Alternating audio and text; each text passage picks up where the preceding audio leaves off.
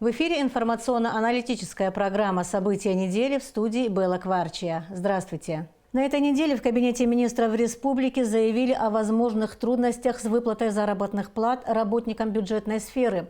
8 июня премьер-министр Александр Анква провел совещание по вопросам исполнения бюджета, выполнения планов по налоговым поступлениям и совершенствования налоговой системы.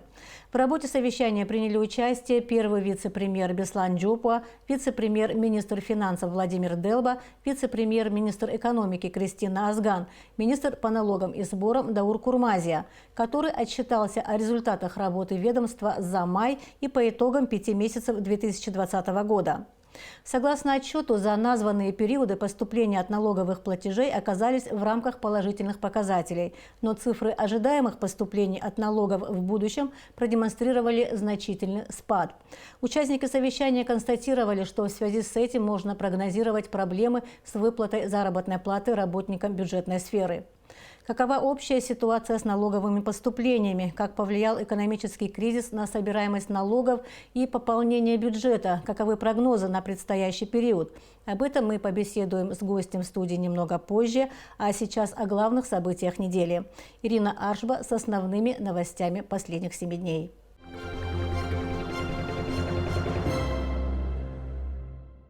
Стабильная санитарно-эпидемиологическая ситуация, прежний режим пересечения государственных границ, а также возможные трудности с выплатой заработных плат работникам бюджетной сферы. В Сухуме под председательством премьер-министра Александра Анкваба в четверг состоялось очередное заседание Координационного штаба по защите населения от коронавирусной инфекции, на котором были озвучены предложения по поводу дальнейших действий.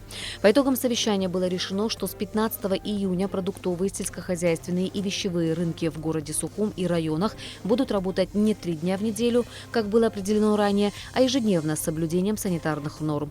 Кроме того, будет разрешено проведение массовых культурных, спортивных, развлекательных, зрелищных и выставочных мероприятий, однако вне помещений. Сказать, что в августе будет курортный сезон, мы не можем. Мы говорим о другом. Как только будет стабильность и возможность сюда пригласить туристов, отдыхающих, мы это сделаем немедленно. Но в июне это не получится. Посмотрим, что будет в июле. Мы не можем рисковать здоровьем людей. Российско-абхазские отношения, борьба с коронавирусом, снятие ограничений, введенных из-за пандемии, и празднование 75-й годовщины Победы и Дня России стали главными темами пресс-конференции, которую провел 9 июня чрезвычайный и полномочный посол России в Абхазии Алексей Двинянин. Было отмечено, что большая часть мероприятий, посвященных этим датам, в этом году пройдет в онлайн-пространстве. Российский посол дал высокую оценку совместной работе с МИД Абхазии, касаясь вопроса двустороннего сотрудничества. Алексей Двинянин подчеркнул, что Россия оказывает серьезное содействие республике в продвижении ее международного признания. Еще одним пунктом выступления стало снятие некоторых ограничений с российской стороны по пересечению государственной границы. Теперь въезжать в Россию могут лица, следующие на лечение. Однократный въезд и выезд разрешен также тем, кто едет к больным, близким родственникам, нуждающимся в уходе. Кроме того, однократно выехать из России граждане могут для воссоединения с семьей. А вот гостем пресс-центра АГТРК на этой неделе был министр внутренних дел Дмитрий Дбар. Обсуждались такие вопросы, как проблемы наркомании, хранения и ношения огнестрельного оружия и раскрываемость уголовных дел. В ходе пресс-конференции Дмитрий Дбар также ответил на вопрос относительно условий содержания заключенных, рассказал о взаимодействии с правоохранительными органами и подробности резонансных задержаний. Распоряжением Аслана Бжани Григорий Пилия назначен советником президента Республики Абхазия. Еще одним распоряжением Аслана Бжани Валерий Пабба назначен помощником президента по внешнеэкономическим вопросам. Директором государственной компании «Абхазтоп» назначен Рамаз Джопуа, а государственное предприятие «Абхазавторесурсы» возглавил Раули Какалия. Новых руководителей коллективом организации в пятницу представила вице-премьер-министр экономики Кристина Азган. В Центральной избирательной комиссии в соответствии с графиком, утвержденным календарным планом, 12 июня завершилась регистрация инициативных групп и прием документов. Всего зарегистрировалось 9 инициативных групп. В ближайшие 10 дней ЦИК рассмотрит предоставленные документы и примет решение о регистрации кандидатов в депутаты. Выборы пройдут 12 июля в 4 округах – Кындыхском номер 3, Гудаутском номер 18, Бзыбском номер 10 и Отхарском номер 14. У нас первое заседание планируется буквально в понедельник уже будет в 11 часов. Мы будем рассматривать уже ранее представленные от тех, который к этому моменту представил и документы чин, наши рабочие группы изучили, рассмотрели, будут вынесены на рассмотрение Центральной избирательной комиссии, будет по ним принято решение. Будем рассматривать и эфирное время, по которому в обязательном порядке с представителями СМИ мы будем согласовывать наши действия, как это делалось традиционно раньше, просматривать. Но должен вам сказать, что мы находимся в стадии основных выборов, это повторные выборы. Вот, и многие решения, принятые Центральной избирательной комиссией по основным выборам, они действуют, они не перестали иметь свою актуальность, поэтому в рамках этого, мы должен вам сказать, каких-то нововведений, изменений не планируется и не будет, тем более, что каких-то изменений и в законодательном плане нет. В Сухумском открытом институте начались выпускные экзамены. Из-за пандемии коронавируса дата их проведения была под вопросом. Определить расписание выпускных экзаменов в ВУЗе было решено после частичного снятия ограничительных мер. Они будут проходить с 8 по 19 июня. Что касается студентов промежуточных курсов, то руководство ВУЗа приняло решение организовать лекции летом, чтобы восполнить пробелы и лишь потом провести экзамены. Приемная кампания начнется в СОИ с 1 июля. Сухумский открытый институт предлагает образование по 5 специальностям. В этом году принять на обучение планируется около 100 человек. В республике продолжаются работы по лечению пальмовых деревьев от опасных вредителей. Так, в Гудауте и Новом Афоне были проведены работы с использованием специальной техники. Только в Гудаутском районе лекарственными препаратами были обработаны все 877 финиковых и слоновых пальм, произрастающих здесь. В Новом Афоне также все без исключения деревья подверглись профилактическим мероприятиям. При необходимости пальмы будут обрабатываться повторно.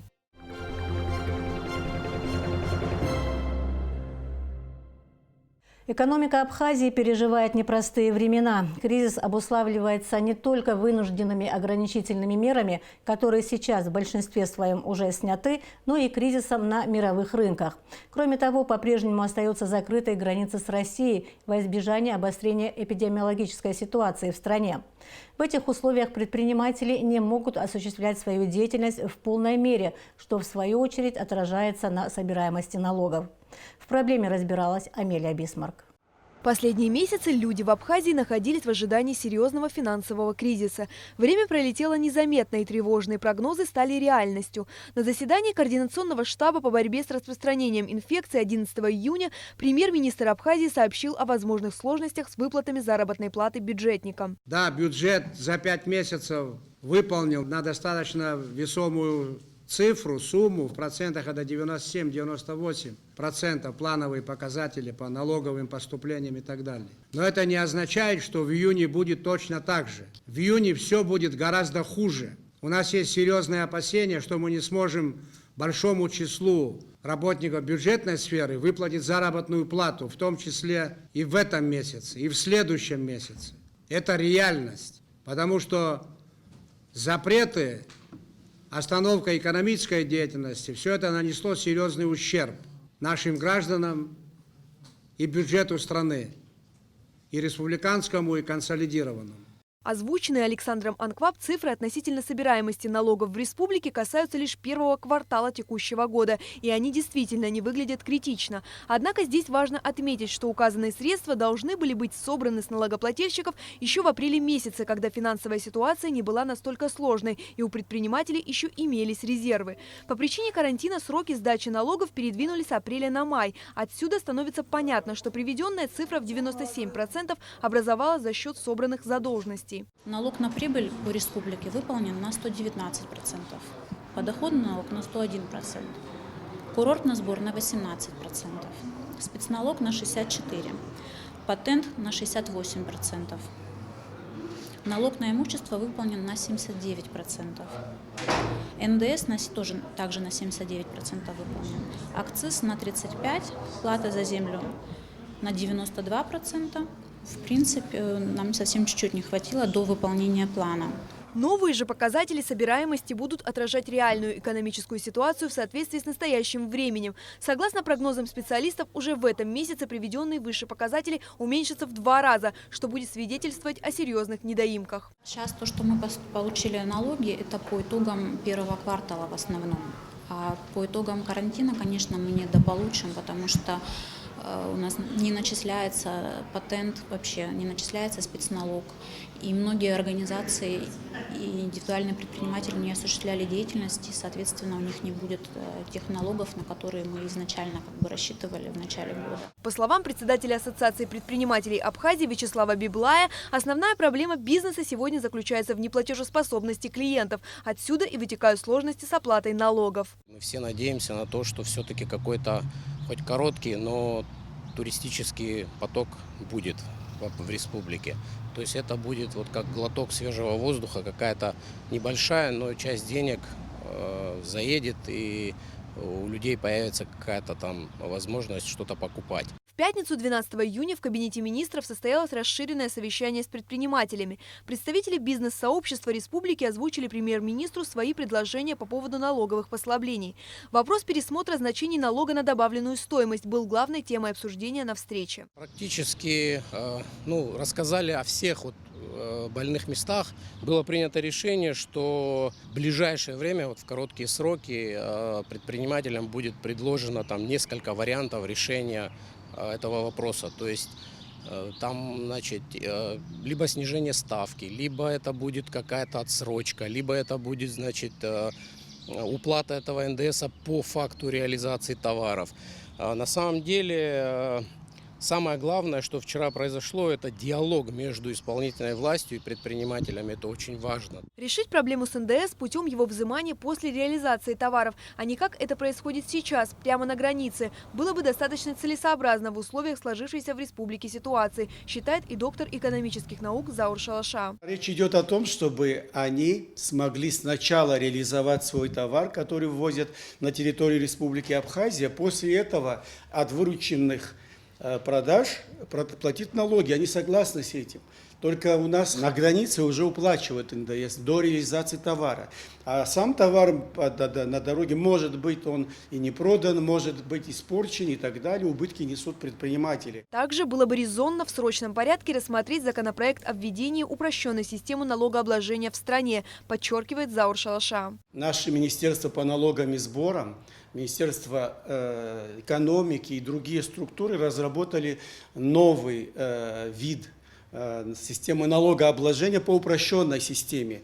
Вот если его рассмотреть в ближайшее время в парламенте уже, это снимет многие проблемы наших предпринимателей. Почему? Потому что как раз те лица, которые сейчас вынуждены платить при ввозе товаров на границе, многие из них уже освобождаются от этого вида налога. Причем они получают право режим налогообложения самостоятельно выбирать, какой им удобный. Общая система налогообложения у нас есть, которая не действует, а это новый собираются вводить.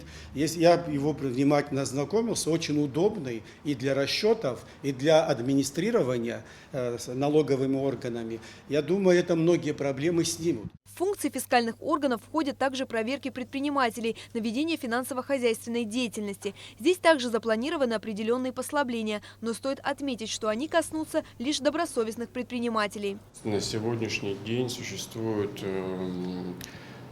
такой метод. Составляется план, в который включаются организации, налогоплательщики. И в нашем основном законе написано, что мы должны не реже 1 года проводить проверки. Мы хотим это поменять. Мы хотим, я же, как еще раз говорил, ввести определенные признаки, на основе которых налогоплательщик уже будет понимать, если он не соблюдает налоговое законодательство, нарушает его, то, естественно, будут все меры предприняты в плане налогового контроля к этому налогоплательщику. Если этот налогоплательщик законопослушный, добросовестный, то, естественно, он будет не подвержен этому контролю. Мы хотим, чтобы система налогообложения была справедливой и для государства, и для бизнеса, говорит председатель Ассоциации предпринимателей Вячеслав Библая. Налоги платить надо, то есть государство не может жить без налогов, но мы все ждем вот этих предложений от правительства, от исполнительной власти о каких-то поправках, чтобы нам было удобно и комфортно работать в Абхазии. Еще одна приятная новость для предпринимателей заключается в том, что диалог между представителями государственной власти и бизнес-сообществом планируется организовать на постоянной основе. Амелия Бисмарк, Степан Мартиросян, Томас Чековани для событий недели. По итогам совещания с предпринимателями, членам правительства республики было поручено провести анализ всех предложений представителей бизнеса, произвести расчет финансовых рисков по поступлениям средств в бюджет страны при условии отсроченных НДС-платежей или снижения существующей ставки. Какова общая ситуация с налоговыми поступлениями, как работают налоговые органы и каковы прогнозы по собираемости налоговых платежей на предстоящий период. Об этом мы побеседуем с гостем студии, министром по налогам и сборам Дауром Курмазия. Здравствуйте. Добрый день. На этой неделе очень много говорили о налогах. Было несколько встреч с премьер-министром, где вы озвучили некоторые цифры по поступаемости налоговых платежей за месяц, за 5 месяцев. Но, тем не менее, хотелось бы все-таки еще раз уточнить, какова общая картина на данный момент по собираемости налогов.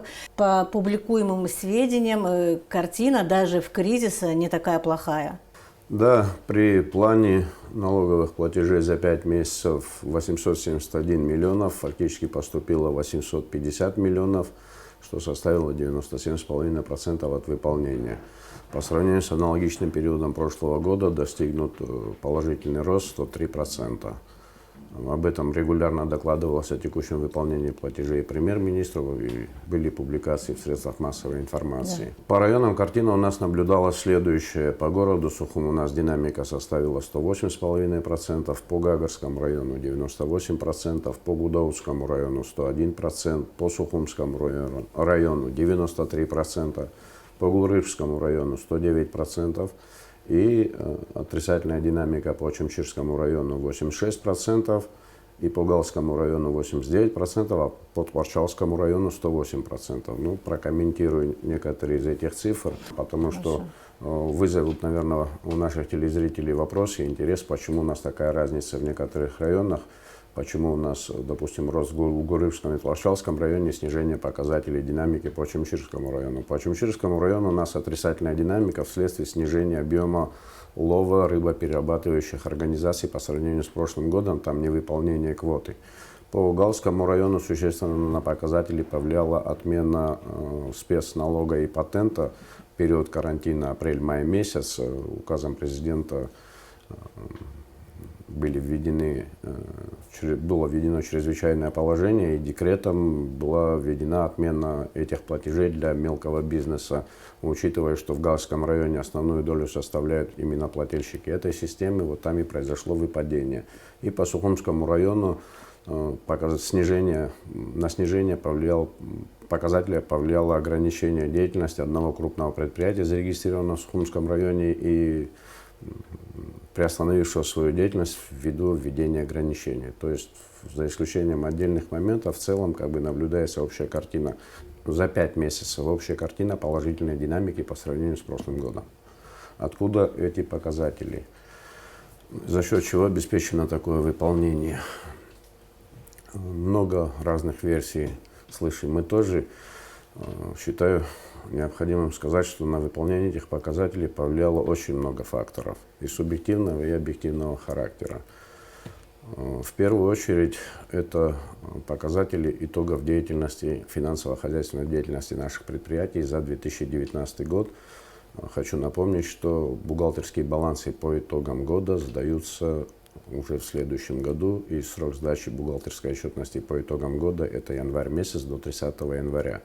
По результатам представленной отчетности по итогам 2019 года у нас наблюдалась положительная динамика начислений налогов и составила почти порядка 149% по сравнению с прошлым годом, то есть по итогам 2018 года.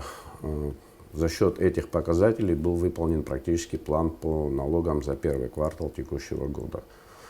Кроме того, повлияли еще и другие факторы. Это нельзя не отметить, что это завершение политических выборных процессов, которые проходили в нашей стране, период стабилизации и период наступления общего правопорядка положительно влияет на динамику налоговых платежей и так или иначе повышает налоговую дисциплину. Кроме того, мы, наверное, все вместе обращали внимание, в том числе на информацию о поступлениях и выполнениях планов Государственного таможенного комитета, и отметили, что у нас и в период введения ограничений в апреле месяце, в мае месяце мы наблюдали положительную динамику по внешнеэкономической деятельности. И, соответственно, это тоже повлияло на рост наших показателей.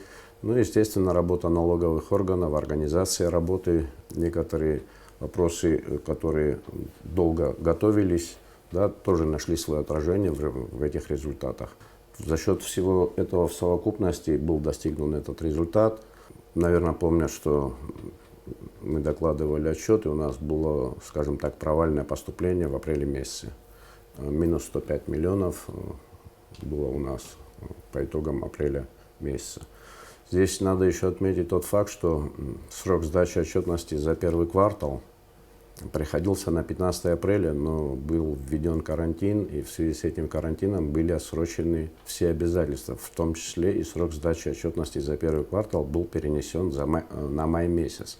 Соответственно, у нас по итогам балансов за первый квартал задолженность на 1 мая выросла в разы и составила вместо стандартных переходящих сумм задолженности в районе от 90-100 миллионов составила 257 миллионов. Эту цифру мы озвучивали еще месяц назад. И вот это все явилось тем налоговым резервом, который практически поступил у нас в мае месяце. С учетом этих задолженностей, переходящих на 1 мая 257 миллионов, а также текущих платежей в мае месяце, было достигнуто поступление платежей в мае 266 миллионов. И это была компенсация тех потерь, которые произошли у нас в апреле. И дала, в принципе, вот такие цифры и такой результат. Вот этот механизм компенсации, он может сработать в следующем месяце? К сожалению, мы по итогам всех начислений за предыдущие месяцы имеем сумму переходящей задолженности 102 миллиона рублей на 1 июня. И это, в принципе, весь наш налоговый резерв, кроме текущих платежей, которые предприниматели осуществляют непосредственно сами в текущем месяце, в июне месяце. И если сумма начислений за июнь месяц сохранится на прежнем уровне, то, тем не менее, мы не достигнем плана. Плановый показатель на июнь месяц 190 миллионов рублей. Но реальная картина говорит о том, что мы можем прогнозировать серьезное ухудшение ситуации, потому что у нас начисления за апрель месяц и за май месяц достигли 60-65% от уровня прошлого года. И текущие платежи за первую неделю июня месяца всего лишь 38 миллионов рублей говорят о том, что мы прогнозируем очень серьезный отрицательный результат уже в текущем месяце, не говоря о последующих. В следующие месяцы суммы планируемых налоговых платежей основываются на курортном сезоне, заметно растут. На июль месяц плановый показатель 300 миллионов рублей. Вот пока прогнозы отрицательные. Но что может сделать налоговый орган для того, чтобы как-то все-таки повысить собираемость? Что зависит от сотрудников? Мы еще в прошлом году задавались этим вопросом, соотношением численности нашего персонала, тех налоговых инспекторов, которые осуществляют непосредственные контрольные мероприятия с соотношением численности, и уже готовили переход на качественную новую форму организации контрольной работы.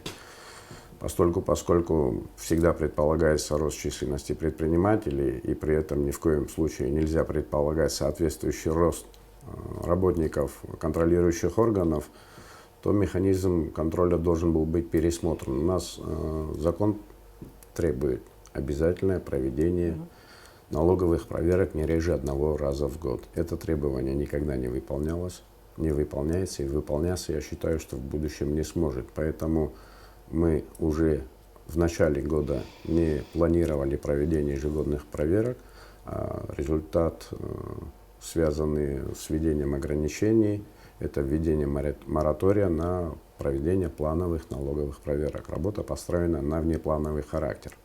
Вот здесь как раз-таки принцип отбора предприятий, предпринимателей для осуществления контроля, который основывается на результатах анализа, на результатах изучения данных кредитных организаций, банков, внешнеэкономической деятельности других источников информации, выявление неучтенных объектов налогообложения, неучтенных оборотов и так далее. В результате всего этого формируется перечень организаций, которые должны быть подвергнуты налоговым проверкам и налоговому контролю.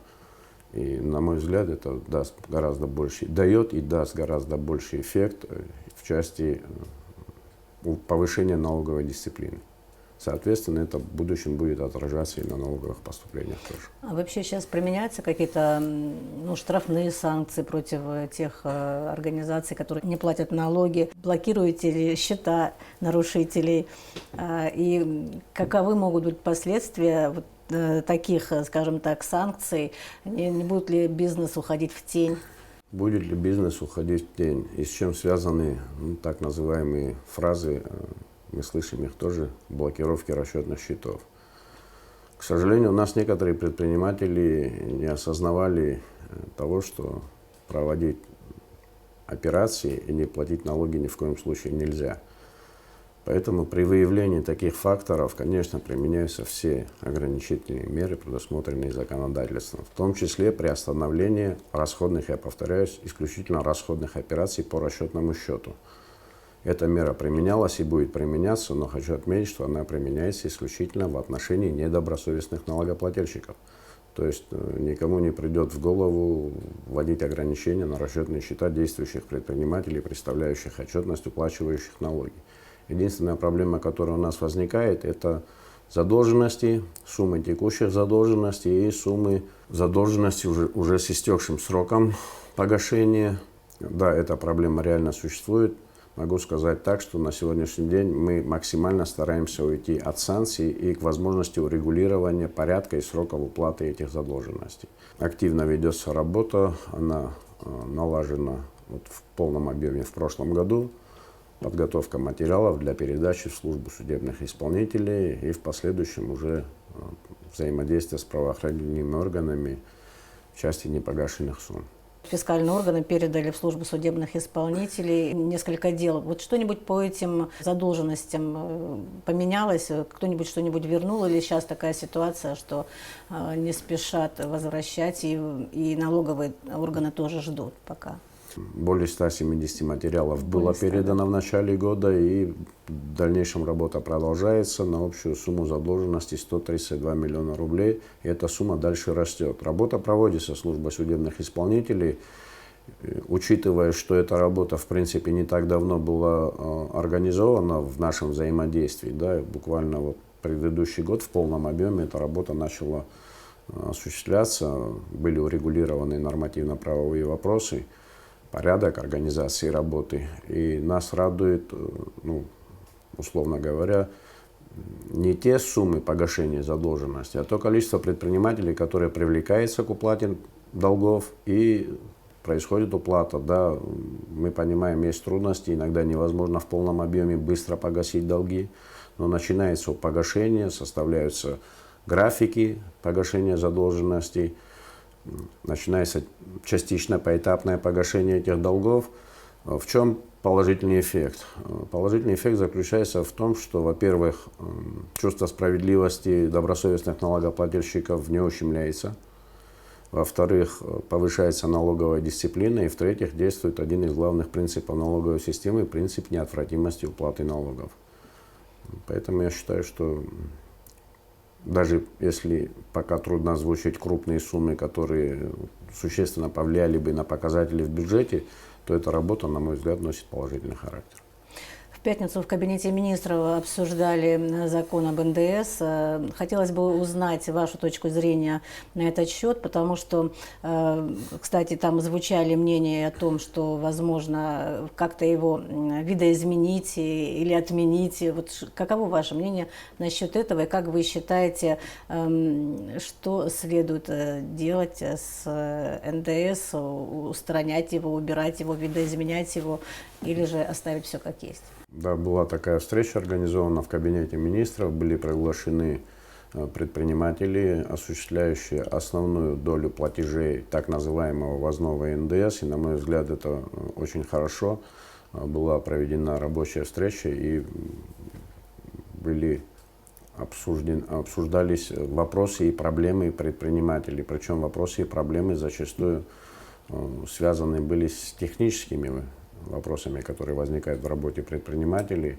Очень редко звучали такие высказывания о требовании необходимости полной отмены НДС. Звучали как раз такие другого рода вопросы и те проблемы, которые нельзя не признать, которые были связаны с введением данного вида налога, объекта налогообложения и с порядком его принятия. Да, был слишком короткий срок между принятием закона и вступлением его в силу. Много вопросов и много нареканий вызывают перечни товаров, особенно порядок их утверждения. Это перечни товаров, необлагаемых НДС.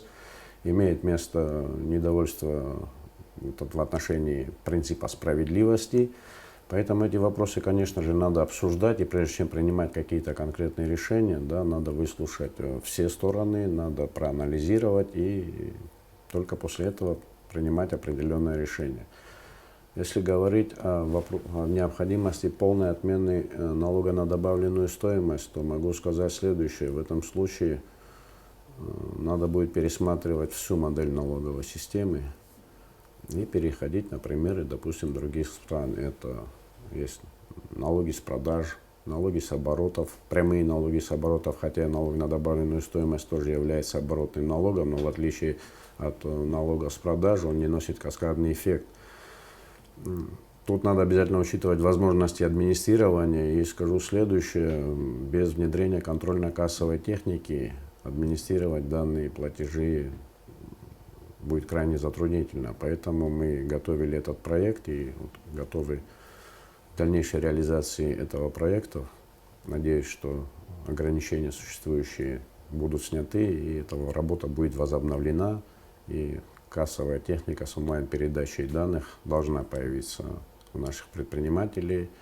Система администрирования должна изменяться, должна улучшаться. В этом случае у государства будет реальная возможность идти навстречу бизнесу тоже.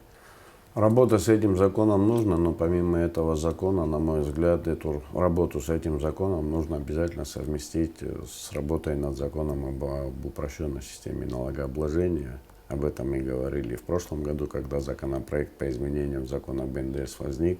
Вопрос, что налог нужен, это да, вопрос как, какой налог, как удобнее его собирать, как удобнее его платить с точки зрения предпринимателей, с точки зрения государства. Так вот, вопрос ввозного НДС, это вопрос одной части нашего населения, а вопрос упрощенной системы налогообложения – это вопрос подавляющей численности наших предпринимателей. То есть, если ставить на весы просто количество и численность, то, естественно, эта проблема перевешивает в пользу упрощенной системы налогообложения. У нас порядка 5000 предпринимателей, которые должны быть на упрощенной системе налогообложения. И не рассматривать этот вопрос, заниматься вопросом уже который год, да, исключительно в интересах сотни, другой, я прошу прощения, я не умаляю их значения, их проблемы, да, но не совсем, наверное, справедливо. Но и с другой стороны, корень решения этой проблемы, на мой взгляд, лежит в том, что нам, обществу, и государству, и бизнесу, надо определиться с простейшими понятиями и ввести их уже нормативно. Это что такое мелкий бизнес, что такое малый бизнес, что такое средний бизнес и что такое крупный бизнес. Разное понимание есть по этим вопросам. Надо прийти к консолидированному решению, чтобы и бизнес тоже мог себя четко определить. Из числа крупных обоснованно можно было бы, наверное, как минимум половину убрать из категории крупных предпринимателей, отнести к категории средний бизнес. Это экономические показатели. И, возможно, даже среди этого числа кто-то выпал бы. А все остальное – это малый бизнес, это мелкий бизнес. Для мелкого, именно с точки зрения этой градации вводилась патентная система налогообложения, это исключительно мелкий бизнес. Для остальных надо эту градацию сделать и дифференцированно подходить. Там звучали вопросы, связанные с необходимостью представления отсрочек. На мой взгляд, это объективные вопросы. Поэтому считаю, что данная встреча носила очень положительный характер. Вы прогнозируете очень сильное проседание по налоговым платежам в следующих месяцах. И в связи с этим, то есть в наш бюджет не поступит какая-то значительная часть средств. Бюджетникам, возможно, не смогут платить заработную плату. Вопрос наверняка не совсем к вам, но тем не менее, вот как вы вот эти перспективы расцениваете? Перспективы реальные. Прятать голову в песок, наверное, неправильно, не нужно этого делать. Надо реально оценивать перспективы. Перспективы сложные. Ограничения в объеме поступления налоговых платежей нами реально прогнозируется. Скорее всего, будет серьезный спад в платежах, потому что мы наблюдали и наблюдаем пока продолжение экономического кризиса в результате ограничений. В апреле месяце у нас практически экономическая деятельность была сведена до минимума. В мае месяце она, естественно, не достигла какого-то высокого показателя. Люди ждут курортный сезон, но пока он не начался и в этом месяце он не начнется. Здесь надо ставить на одни весы вопрос жизни и здоровья граждан и вопрос экономических проблем, которые возникают в результате этой угрозы. Поэтому проблемы есть, наверное, надо думать, как их решать. Благодарю за интервью. Спасибо, что пришли к нам в студию, ответили на вопросы. Спасибо. Всего доброго.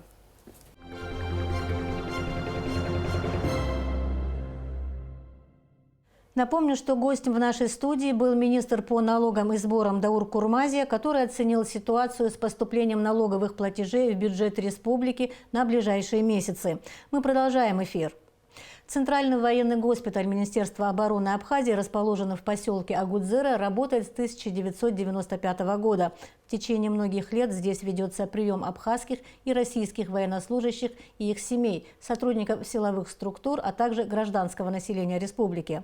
Сегодня госпиталь переживает не лучшие времена, а условия работы медперсонала и лечения людей не вписываются ни в какие рамки. Как живет госпиталь сегодня? С какими проблемами сталкиваются врачи и пациенты учреждения? Наша съемочная группа выехала на место. Репортаж Эсма Голландия. Центральный госпиталь – единственное военно-медицинское учреждение в республике. Он был основан в 1995 году на базе медсанчасти СФТИ. За все эти годы сотрудники госпиталя оказали помощь и сохранили жизнь огромному количеству людей.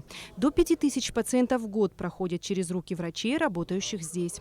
Учреждение объединяет военный госпиталь и районную больницу Гулрыбшского района, а также 10 отделений различной медицинской направленности. И вот уже 27 лет вот так сосуществуют, значит, две совершенно разные структуры, то есть военная и гражданская. За весь этот период никаких проблем между ведомствами не было, все идет в плановом режиме. Посещаемость нашей больницы, она одна из самых больших, наверное, по республике. Однако, несмотря на большой поток пациентов, надлежащих условий в медицинском учреждении нет.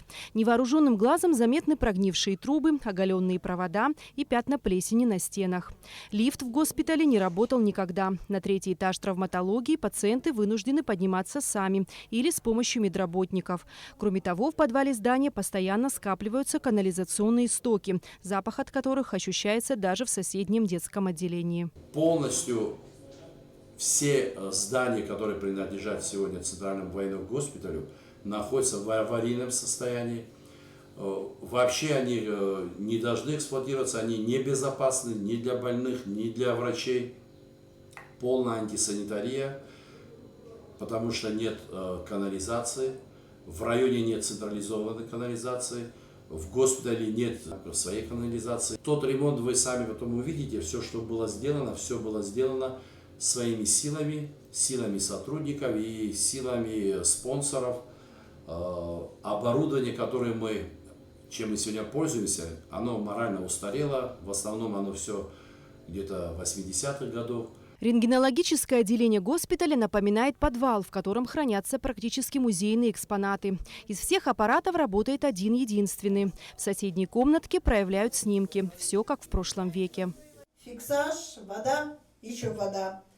Это все. Вот фонарик. Проявляем, смотрим на фонаре как. Когда уже проявился, значит, из проявителя бросаем водичку, с водички бросаем фиксаж. С фиксажа опять моем хорошенечко, сушим. Сушилка у нас работает. Все у нас работает, нет у нас проявителя и фиксажа. А оборудование насколько современное ваше? 80-х годов.